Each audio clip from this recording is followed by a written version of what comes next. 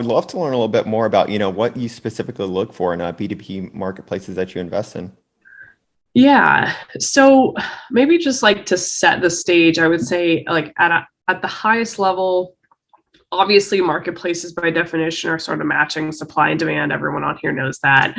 And reducing some kind of friction from an existing process. But most of the time, particularly in B2B marketplaces, which is where I'll probably spend the bulk of my time chatting today, I'd say the most successful marketplaces tend to have all of those things I mentioned, but also there's much more that I look for. And so I guess maybe before I get into exactly what all those things are, just in terms of like the types of B2B marketplaces that I like, I try to like split them up between there's like these services or labor marketplaces. So like things like Rig Up, right? So it's people based. And then there's like wholesale marketplaces. So like Fair would be a good example of that. They sell retail goods. There's usually that model is like removing middlemen from a process a lot of times, streamlining of purchasing or, creating broader access to products, that kind of thing.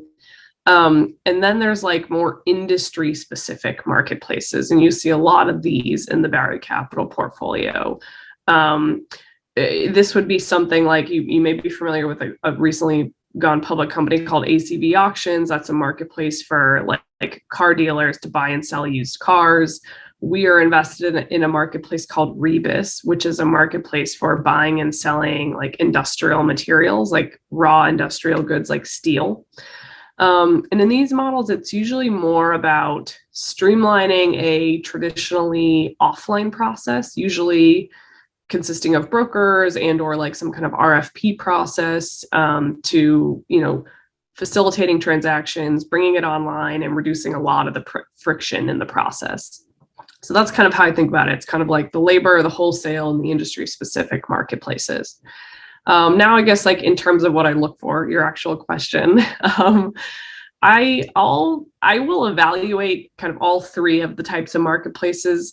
The basic framework I like to use, like, let me see if I can talk to you through it at a high level. But first, I look to see if they offer both sides of the marketplace and experience some sort of an enhancement or convenience that just simply wasn't possible before the marketplace existed. A lot of times in B2B, it comes down to like technology and actually using that to make a significantly better experience and sort of change how people did business in the marketplace before your marketplace existed. So a classic example here is just taking any market that was doing business with phone calls, emails, fax, and putting the entire workflow online.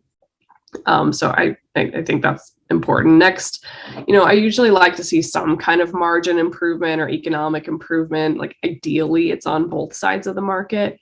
You often see this in those marketplaces I talked about that are cutting out middlemen or brokers from the process. Like that's oftentimes a lot of the value add.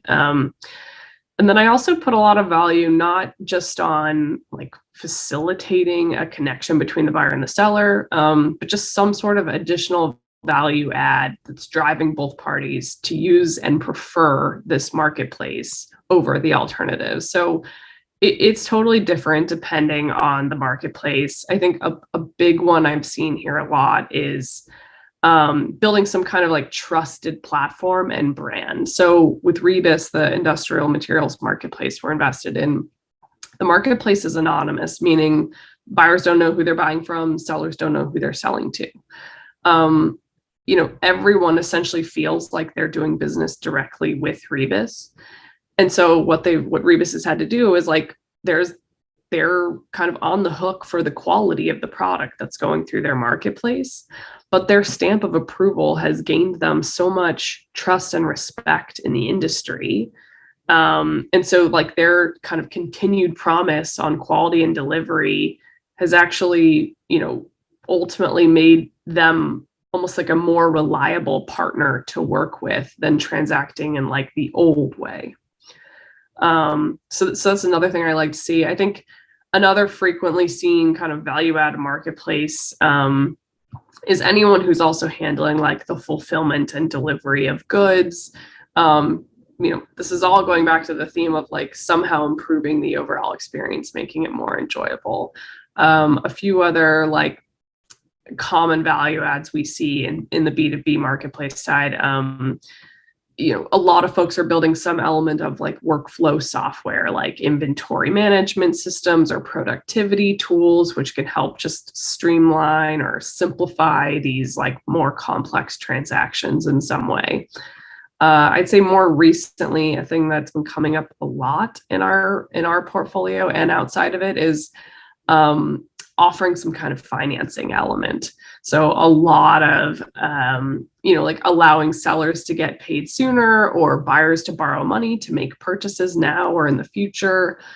These tend to be super sticky products, and there's a lot of complexity behind rolling out something like this. And I think there's some like points from a scaling and traction standpoint for when you should consider these things, but that one's just been very top of mind, really in all of the marketplaces that we're invested in right now. So I think it's definitely something it's just timely, mostly because like there are technology and people building infrastructure that you can implement a little bit more easily than building these things yourselves now for like the first time ever. So I've been rambling for a while, but hopefully that gives at least some helpful context for how I think about these things. And I'm welcome any questions along the way. I don't know how you like to format these, but I'm happy to chat.